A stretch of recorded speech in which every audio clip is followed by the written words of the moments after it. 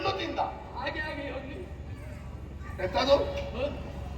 ನಾನು ಮಣ್ಣು ತಿಂದೆ ಅಂತಲ್ಲ, ನಿನ್ನ ಅಣ್ಣ ಎನ್ನುವ ನಾಟಕದ ಭಾವ ಉಂಟಲ್ಲ, ಅದು ಮಣ್ಣು ತಿನ್ನದು. ಅಣ್ಣನೆನ್ನುವ ಭಾವ?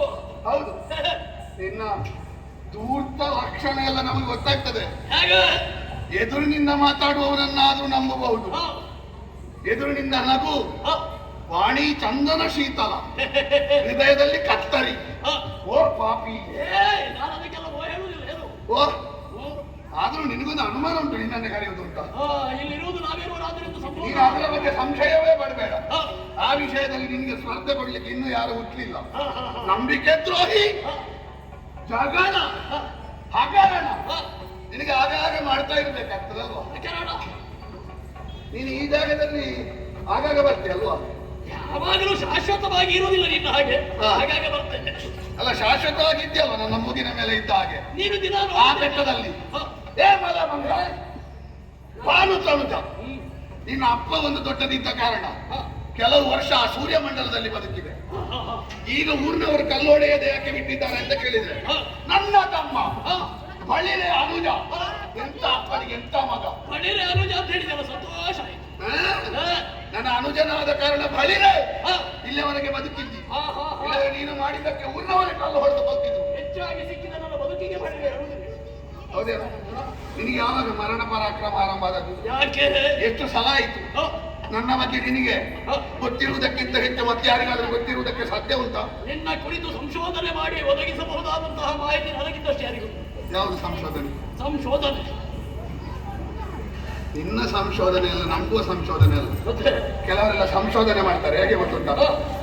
ಆ ಸಂಶೋಧನೆಯ ಫಲಿತಾಂಶಕ್ಕೂ ಅವ ಮಾಡಿದ್ದಕ್ಕೂ ಸಂಬಂಧವಿರುವುದಿಲ್ಲ. ನಿನ್ನ ಹಾಗೆ ಒಬ್ಬ ಮಂಗ ಸಂಶೋಧಕ ಇದ್ದಾನೆ. ನಿನ್ನ ಹಾಗೆ, ನಿನ್ನ ಸ್ವಭಾವದ ಹಾಗೆ. ಒಂದು ಮಂಡುಕೆ ಹಿಡಿದ, ಒಂದು ಕಾಲು ಮುರಿದ, ಹಾರು ಅಂತ ಹೇಳಿದ.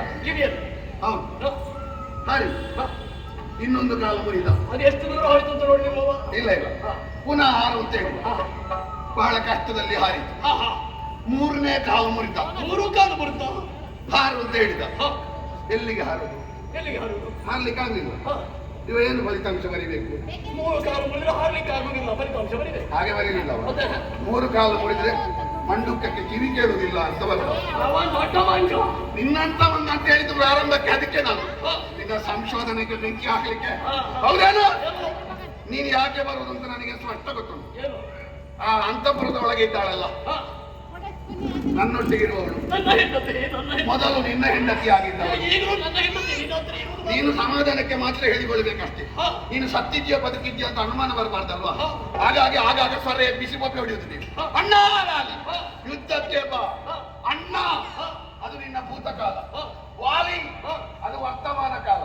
ಯುದ್ಧಕ್ಕೆ ಬಾ ಅಂತ ಕರ್ದಿಯಲ್ವಾ, ನಿನ್ನ ಭವಿಷ್ಯ ತೀರ್ಮಾನ ನಾನು ಮಾಡ್ತೇನೆ. ಏನು ಧೈರ್ಯವೋ, ಏನು ಪರಾಕ್ರಮವೋ.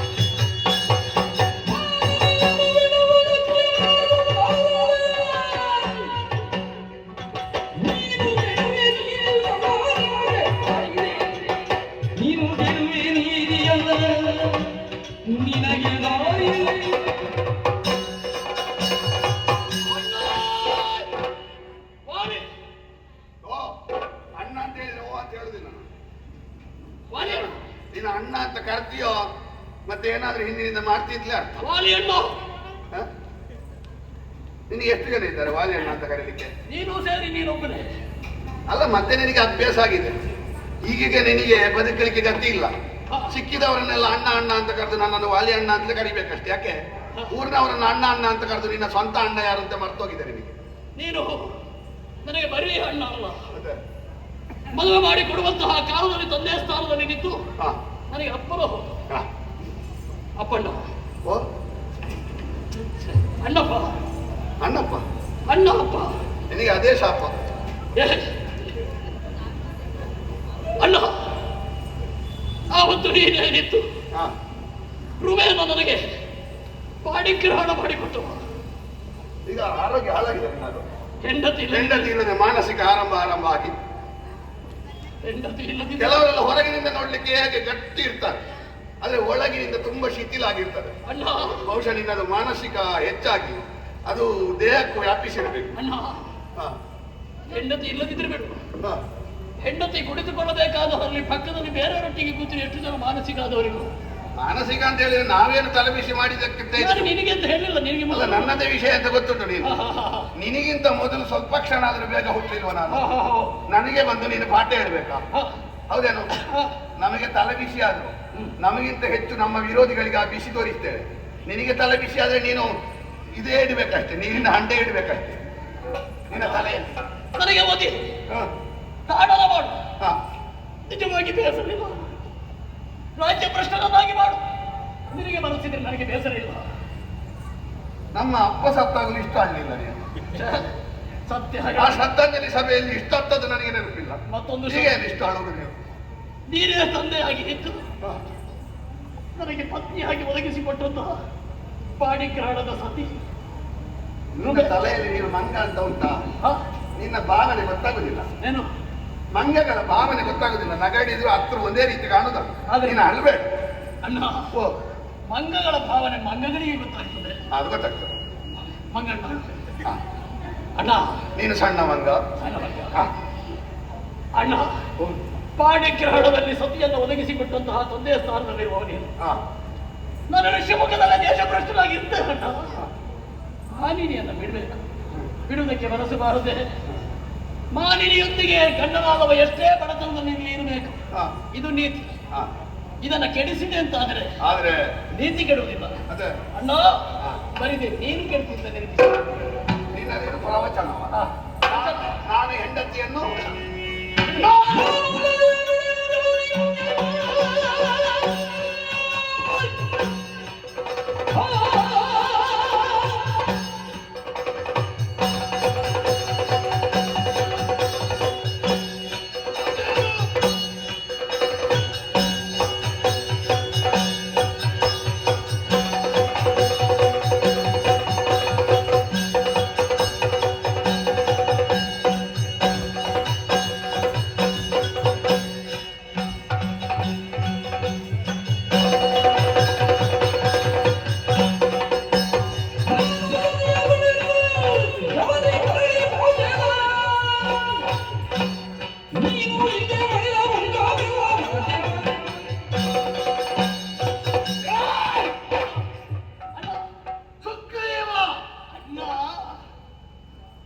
ನಿನ್ನ ಹೆಂಡತಿ ನನ್ನೊಟ್ಟಿಗಿರುವಾಗ ಬೇಸರ ಆಗುತ್ತದೆ ಅಣ್ಣ. ಏನೂ ಕೂಡದೇ ಇರುವ ನಿನಗೂ ಬೇಸರ ಆಗ್ತದಲ್ವಾ? ಎರಡು ವಿಷಯಕ್ಕೆ ಬೇಸರ. ಯಾವುದೆಲ್ಲ? ಹೆಂಡತಿ ನನ್ನೊಂದಿಗೆ ಇಲ್ಲ ಎನ್ನುವುದು ಒಂದು ಬೇಸರ, ಆ, ಅವಳು ನಿನ್ನೊಂದಿಗೆ ಇದ್ದಾಳೆ ಎನ್ನುವುದು ಎರಡನೇ ಬೇಸರ. ನಿನಗೆ ಉದ್ದ ಮಾತಾಡ್ಬೇಕು ಅಂತ ಆಟ ಉಂಟಾ? ಆದ್ರೆ ವಿಷಯ ಅದೆರಡು ಒಂದೇ. ಎಷ್ಟು ಸಣ್ಣದರಲ್ಲಿ ಹೇಳಲಿಕ್ಕಾಗದಿದ್ದೆ ಹೆಂಡತಿ ಎನ್ನುತ್ತಲ್ಲ. ಹೌದೇನೋ? ಏನೂ ಕೂಡದೇ ಇರುವ ಹ, ನನ್ನ ಮುಂಭಾಗದಲ್ಲಿ ಹ. ದುರ್ಬಲನಾಗಿರುವ, ಏನೂ ಇಲ್ಲದ ನಿನ್ನ ಮುಂಭಾಗದಲ್ಲಿ ಏನೂ ಕೂಡದೇ ಇರುವ, ನನ್ನ ಎದುರು ದುರ್ಬಲನಾಗಿರುವ ನನಗೆ ಹೇಳುತ್ತದೆ. ನಿನಗೆ ನಿನ್ನ ಹೆಂಡತಿ ನನ್ನೊಟ್ಟಿಗಿರುವಾಗ ಅಷ್ಟು ಬೇಸರ ಆಗ್ತದೆ. ಬೇಸರ ಇರ್ತದಲ್ಲ, ಸ್ವಂತ ಹೆಂಡತಿ ಅನ್ನೋದು.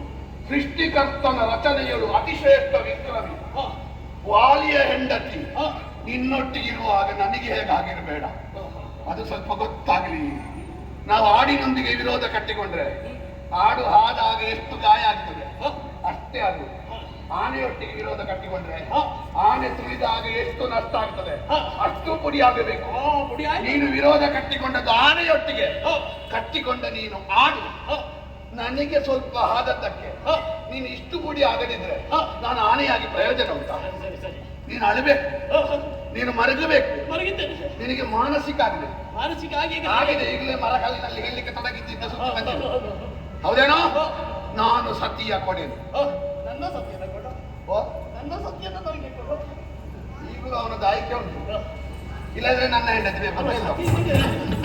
ಅಲ್ಲ ಸತ್ಯ ಕೊಡುದಿಲ್ಲ ಅಂತ ನೀನು ತಪ್ಪು ತಿಳ್ಕೊಂಡ್ರೆ ನಿನ್ನ ಆಯ್ಕೆಗೆ ಬೆಂಕಿ ಹಾಕ್ಲಿಕ್ಕೆ ಹೌದೇನೋ? ನಿನ್ನ ಸತಿಯನ್ನು ಕೊಡ್ತೇನೆ. ಯಾವಾಗ? ಯಾವಾಗ? ಜವದಿ ಕೊಡುವುದಿಲ್ಲ. ಅಂದ್ರೆ ಕೆಲವು ಸಮಯ ಹೋಗಬೇಕು. ಎಷ್ಟು ಸಮಯ? ಎಷ್ಟು ಸಮಯ ಅಂತ ಈಗ ನಿರ್ಣಯ ಇಲ್ಲ. 1-2 ಗಳಿಗೆ ನಿನಗೆ ಕೊಟ್ಟ ಶಿಕ್ಷೆ ಸಾಕು ಅಂತ ನನಗೆ ಕಂಡ್ರೆ ನಾನು ಕೊಟ್ಟೇನೆ. ಅದೇ ಸಮಸ್ಯೆ ಏನು ಗೊತ್ತುಂಟ? ನನಗೆ ಸಾಕು ಅಂತ ಕಾಣುವಾಗ ನೀನು ಮೊಬ್ಬೆ ಹೊಡಿತು, ಅಣ್ಣ ಯುದ್ಧಕ್ಕೆ ಬಾ, ಹಾಗೆ ಪುನಃ ವಿಸ್ತರಿಸಲ್ಪಡ್ತದೆ ನಿನ್ನ ಶಿಕ್ಷೆಯ ಅವಧಿ. ಹೌದೇನು? ನಾನು ಮಂಗನಾಗಿ ಇನ್ನೊಬ್ಬ ಮಂಗನಾದ ನಿನಗೆ ಸುಳ್ಳು ಹೇಳುವುದಿಲ್ಲ, ಸತ್ಯ ಹೇಳ್ತೇನೆ. ಹಿಂದೆ ಪಡೆದ ಭಂಗ ನಿನಗೆ ನೆನಪಿದ್ರೆ, ಅದು ಹೆಂಡತಿಗೆ ಬೇಕಾಗಿ ಎನ್ನುವುದಾಗಿ ಸರಿ ಸ್ಪಷ್ಟ ಇದ್ರೆ, ನಿನಗೆ 4 ಪೆಟ್ಟು ಕಡಿಮೆ ಆಗಬೇಕಾದ್ರೆ ಹೆಂಡತಿಯ ಆಸೆಯನ್ನು ಬಿಡು. ಯಾಕೆ? ನೀನು ನಂಬಿಕೆ ದ್ರೋಹ ಮಾಡಿದ್ದು. ಯಾವುದನ್ನಾದ್ರೂ ಕ್ಷಮಿಸಬಹುದು, ಎದೆಗೆ ಒತ್ತವನನ್ನು ಕ್ಷಮಿಸಬಹುದು, ಬೆನ್ನಿಗೆ ಕತ್ತಿ ಹಾಕ್ತಾನಲ್ಲ ನೋಡು.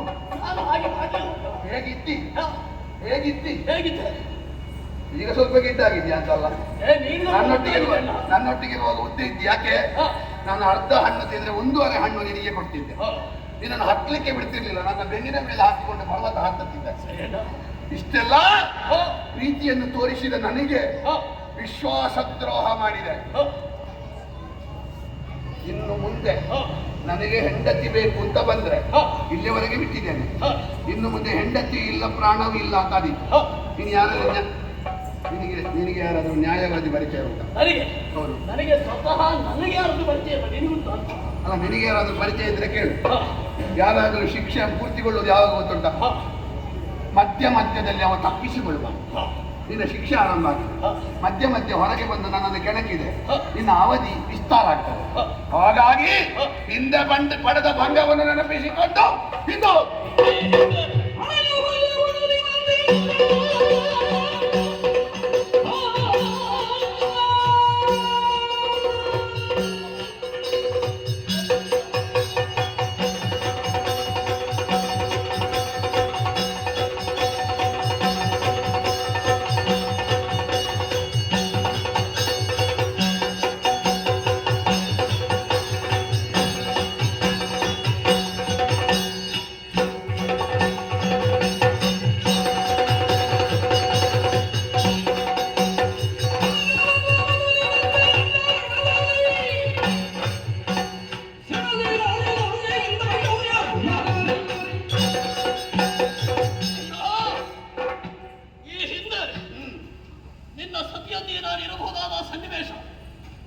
ಹಿರಿಯರೆಲ್ಲ ಅನುಮೋದಿಸಿದ ಧರ್ಮಸಮ್ಮತವಾದ ಕಾರ್ಯ.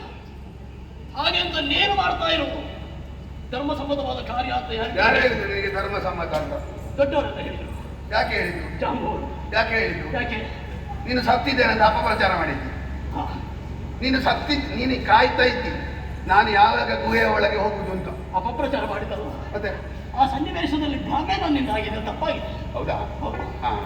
ಭ್ರಮೆ ಯಾರಿಗಾಗಲಿಲ್ಲ? ಭ್ರಮೆ ಅಲ್ಲ, ನಿನಗೆ ಯಾವಾಗ ಪೀಠ ಸಿಗುವುದು ಅಂತ ಒಂದು ಆಕಾಂಕ್ಷೆ ಇತ್ತು. ಸರಿ ಒಂದು ಸಮಯ ಒದಗಿ ಬಂತು. ನಾನು ನಿನ್ನನ್ನು ನಂಬಿ, ತಮ್ಮ ನೀನು ಹೊರಗಿರು, ಯಾಕಂದ್ರೆ ನಿನಗೆ ಒಂದು ಗಾಯವೂ ಆಗಬಾರ್ದು, ಒಳಗೆ ಬಂದರೆ ನನ್ನ ಪಾದದ ಆಣೆ ಅಂತ ನಿನ್ನ ದ್ವಾರದಲ್ಲಿ ನಿಲ್ಲಿಸಿ ನನ್ನ ಆಣೆ ಹಾಕಿ ಅಲ್ಲಿಂದ ಬಂದು ನನ್ನನ್ನು ಜೀವಂತ ಕೊಂದು ಇಡೀ ಉತ್ತರ ಕ್ರಿಯೆ ಮಾಡಿ ಊರಿಗೆಲ್ಲ ಹೋಳಿಗೆ ಹಂಚಿ ನನ್ನ ಹೆಂಡತಿಯೊಟ್ಟಿಗೆ ಹೆಗಲಿನ ಮೇಲೆ ಕೈ ಹಾಕಿ ಕುಳಿತ ನಿನಗೆ ಅಪಾರ ಕರ್ಮ ಮಾಡದಿದ್ರೆ ನಾನು ಎಂತದಕ್ಕೆ? ಈಗ ನೀನು ಹೇಗೆ ತಪ್ಪು ತಿಳಿದಿದ್ದೀವ ನನ್ನ ಕುರಿತಾಗಿ, ಅವಾಗ ನನಗೂ ಹಾಗೆ ಆಗಿದ್ದು. ಭ್ರಮೆ ದೊಡ್ಡದಲ್ಲ. ತಂದೆ ತಾಯಿಯಾಗಿದ್ದ ಕಾಲದಲ್ಲಿ ದೇವತೆಗಳೇ ಭ್ರಮೆಗೊಳಗಾಗಿದ್ದಾರೆ ನಮ್ಮ ತಂದೆ ತಾಯಿಯ ಕುರಿತಾಗಿ. ನಮಗೆ ದೊಡ್ಡದಾಗಿ ಅದು ಭ್ರಮೆ. ಭ್ರಮೆ ಭ್ರಮೆ ಆದ್ರೆ ನಾವು ಹುಟ್ಟುವುದು ಹೇಗೆ? ಹೌದು ತಾನೆ, ಆಗ ಯಥಾರ್ಥ. ಈಗಲೂ ಯಥಾರ್ಥ. ಅದು ಶಾಪಗ್ರಸ್ತವಾದ ಕೆರೆ ಅಥವಾ ಒಂದು ಸರೋವರ, ಅದರಲ್ಲಿ ಮುಳುಗಿದಾಗ ನಮ್ಮ ಅಪ್ಪ ಅಮ್ಮನಾದದ್ದು ಭ್ರಮೆ ಹೌದಾದ್ರೆ ನಾವು ಹುಡ್ತಿರ್ಲಿಲ್ಲ. ಭ್ರಮೆ ಅಲ್ಲ ಎನ್ನುವುದಕ್ಕೆ, ಎನ್ನುವುದಕ್ಕೆ ಪ್ರಮಾಣವಾಗಿ ನಾವಿಬ್ಬರಿದ್ದೇವೆ. ಪ್ರಮಾಣವೇ ಹೌದು ಅಂತ ಅಂದ್ರೆ ಸಾಯದ ತಂದೆ ತಾಯಿ ಒಟ್ಟಿಗಿಲ್ವಲ್ಲ? ತಂದೆ ತಾಯಿ ಒಟ್ಟಿಗಿಲ್ವಲ್ಲ? ಈಗ ತಂದೆ ತಾಯಿ ಒಟ್ಟಿಗಿಲ್ಲ, ಅದಕ್ಕಾಗಿ ನಾನು ಭ್ರಮೆಯಲ್ಲಿ ಒಂದು ಅಂಶ ಅಂತ ಹೇಳುದು ಅಲ್ಲ. ನೀನು ಸತ್ಯದಿಂದ ತಿಳ್ಕೊಳ್ಳಿಕ್ಕೆ ಕೆಲವು ಕಾರಣ ಇತ್ತು. ಏನಂತ? ಕೆಲವು ಸಮಯದವರೆಗೆ ಗುಹೆಯಂತರ ಭಾಗದಲ್ಲಿ ನೀಡಿದ್ದ ಕಾರಣದಿಂದಾಗಿ ಹಾ ಇಷ್ಟು ಸಮಯ ಯಾವ ಹಸುರನ್ನು ಕೊಲ್ಲುವುದಕ್ಕೂ ತೆಗೆದುಕೊಳ್ಳುವುದಿಲ್ಲ ಅಣ್ಣ. ಹಾ ಒಂದು ಹಾ. ಮತ್ತೆ ಹರಿದು ಬಂದಂತಹ ನೆತ್ತರು ನಿನ್ನದು ಅದೇ. ರಕ್ತದ ಗುಣವುಂಟು. ಅದು ರಕ್ತದ ಅದರ ಮೇಲೆ ನೀಡಿದ್ದಂತಹ ರೋಮ ರಕ್ತದ ಗುಣ ಅಂತ ನೀನು ಯಾವ ಪ್ರಯೋಗಾಲಯದಲ್ಲಿ ಪರೀಕ್ಷೆ ಮಾಡಿದ್ದು? ನನಗೆ ಹಣೆ ಬರ ಕೆಟ್ಟವನಿಗೆ ನೀನು ಪರೀಕ್ಷೆ ಮಾಡಿದ್ದೆ ಯಾವ್ದ್ರಲ್ಲಿ? ಒಂದು ಹಾ. ಕರುಳಿನಿಂದ ತಿಳಿಯುವುದು, ಹಾ? ಇನ್ನೊಂದು ನನಗೆ ಗೊತ್ತುಂಟು. ಹೀಗೆ ಕೈಯಲ್ಲಿ ತೆಗೆದು ನೋಡು, ಅದು ಧನಾತ್ಮಕವು ಋಣಾತ್ಮಕವು ಎಷ್ಟು ಗೊತ್ತಾಗ್ತದೆ. ನೀನು ಜೇನುತುಪ್ಪ ನೋಡಿದ ಬೆಲ್ಲದ ನೀರ ಜೇನುತುಪ್ಪವಲ್ಲ ನೆತ್ತರ ರಕ್ತ ಎಲ್ಲರದ್ದು ಕೆಂಪೆ. ಈಗ ಕೈ ಹಾಕಿಲ್ಲ. ನೀನು ಜೀವಮಾನದಲ್ಲಿ ವಾಲಿಯ ರಕ್ತ ನೋಡಿದ್ಯಾ? ನೋಡಿದ್ದೇನೆ ತಿಳಿದೋದು ನಾನು. ಅದು ನಿನ್ನ ನೋಡಿದ್ಯಾ? ನೋಡದೆ ನಿನ್ನ ಎಂತದು ಪರೀಕ್ಷೆ ನಿನ್ನದು? ಅಣ್ಣ ತಪ್ಪಾಗಿದ್ದಕ್ಕೆ ಕಾರಿಗೆ ಬಿದ್ದಿದ್ದೇನೆ. ಆದ್ರೆ ತಪ್ಪಾಗಿದೆ ಅಂತ ಎಷ್ಟು ಒಪ್ಪಿಕೊಳ್ತೇನೋ ಸಾಧನ ಪೂರ್ವಕವಾಗಿ ಯುದ್ಧವನ್ನು ಹಾಗೆ ಮಾಡುತ್ತೇನೆ. ಈ ಹಿಂದೆ ಅನೇಕ ಬಾರಿ ಬಂದು ಹೋಗಿದ್ದೇನೆ. ಗೊತ್ತಿಬೇಕಂತ ಹೇಳುವಾಗ ನೀನು ಅನೇಕ ಬಾರಿ ಅಲ್ಲ ವರ್ಷ ವರ್ಷ ಬರ್ತೀಯ ವರ್ಷ ಬರ್ತೇನೆ. ಗೊತ್ತಬೇಕು ಅಂತ ಹೇಳುವಾಗ ನನಗೆ ಕಾಣುದು ಏನು ಅಣ್ಣ. ಹಾಗಾಗಿ ಹಣಕಾಲ ಹಿಂದಿನ ಹಾಗೆ ಕೆಲವರದ್ದು 50 ಪ್ರಯೋಗ ಪ್ರದರ್ಶನ ಇರುವುದಿಲ್ಲ. ಇದು ಪ್ರದರ್ಶನ ಸಿದ್ಧರಾಗಬೇಕಾದಿತ್ತು. ಹಾಗೆ ಈಗ ಬೆಟ್ಟು ಬಿಟ್ಟರೆ ಅಣ್ಣ ಇಲ್ಲ ಅಂತಾದಿತ್ತು. ಪ್ರದರ್ಶನವನಿಲ್ಲ ಪ್ರಯೋಗ ಅಲ್ಲ. ನಿನ್ನ ದರ್ಶನ ಹಿಡಿದದ್ದನ್ನೆಲ್ಲ ಬಿಡಿಸ್ತೇನೆ. ಪ್ರದರ್ಶನ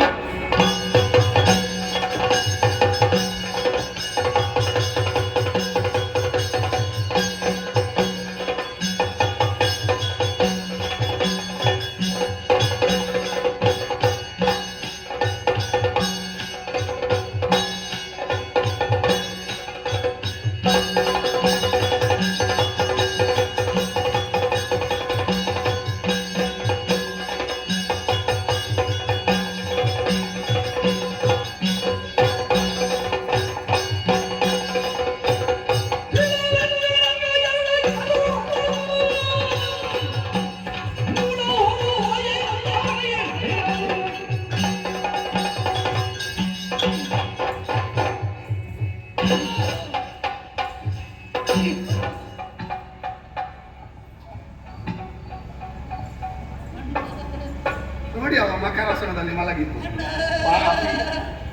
ಅವನಿಗೆ ನಾಲ್ಕು ಕೊಡುವಾಗ ಬಿದ್ದಪ್ಪಿ.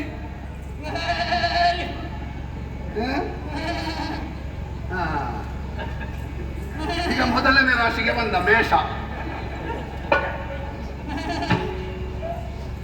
ನೀನು ಮೇಷವೇ ಜೀವಮಾನ ಪೂರ್ತಿ. ನಿನ್ನ ಹೆಂಡತಿ ಒಂದು ಸಲವೇ ಹೇಳಿಲ್ಲ.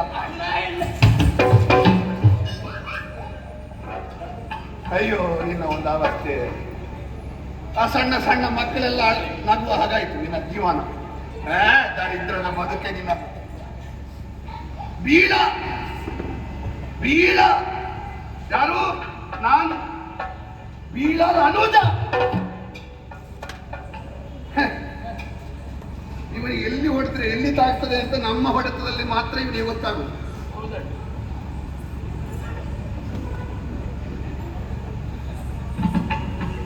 ಎಲ್ಲಿಗೆ ಹೊಡೆದದ್ದು? ಎಲ್ಲಿಗೆ ನಾನು ಬಾಪಿ ಎಲ್ಲಿಗೆ ಹೊಡೆದದ್ದು? ಎಲ್ಲ ಹಿಂದಿನಿಂದ ಬಿದ್ದಾಗ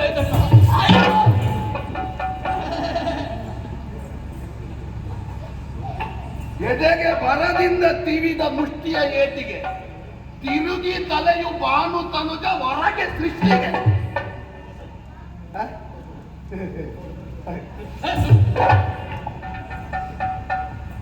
ಈಗ ಕಿರೀಟ ತೆಗೆದ್ರೆ ಗೊತ್ತಾದಿತ್ತು ಇವನ ತಲೆಯಲ್ಲಿ ಎಂತದೆಲ್ಲ ಉಂಟು. ಹಣಗಾರ ಕೆಟ್ಟವ. ಹೊರಗೆ ಏನಿಲ್ವೇ ಒಳಗೂ ಏನಿಲ್ಲ. ಅವ ಎಷ್ಟು ಸಮಯದಿಂದ ಹೇಳ್ತಾ ಇದ್ದಾನೆ, ಒಮ್ಮೆ ಬಾವಾಲಿ ನನ್ನ ಮಿತ್ರ ರಾವಣ ಒಂದು ಔತಣ ಕೂಟ ಮಾಡುವ ಅಂತ. ನನಗೆ ಹೋಗ್ಲಿಕ್ಕೆ ಹೆದರಿಕೆ ಆಗುದು. ಮನೆಗೆ ಬರುವಾಗ ಇವ ಎರಡನ್ನು ಕೊಂಡು ಹೋದ್ರೆ, ನನ್ನ ಹೆಂಡತಿ ಇವನ ಹೆಂಡತಿ, ನಂಬಲಿಕ್ಕೆ ಆಗುದಿಲ್ಲ. ಮತ್ತೊಬ್ಬರ ಹೆಂಡತಿಯನ್ನು ಇಟ್ಟುಕೊಂಡವರಿಗೆ ಅದೊಂದು ಹೆದರಿಕೆ ಇರ್ತದೆ. ನಮ್ಮ ಹೆಂಡತಿಯನ್ನು ಯಾರಾದ್ರೂ ಕೊಂಡು ಹೋದ್ರೆ ಅಂತ ಅದೊಂದು ನಮಗೂ ಉಂಟು. ಹಾಗಾಗಿ ಅಲ್ಲಿ ಇನ್ನು 1 ತಿಂಗಳು ಹೇಳ್ಬಾರ್ದು, ಇವ ಬರಬಾರ್ದು. ಅಲ್ಲಿಗೆ ಔತಣಕ್ಕೂ ಬಂದಿ.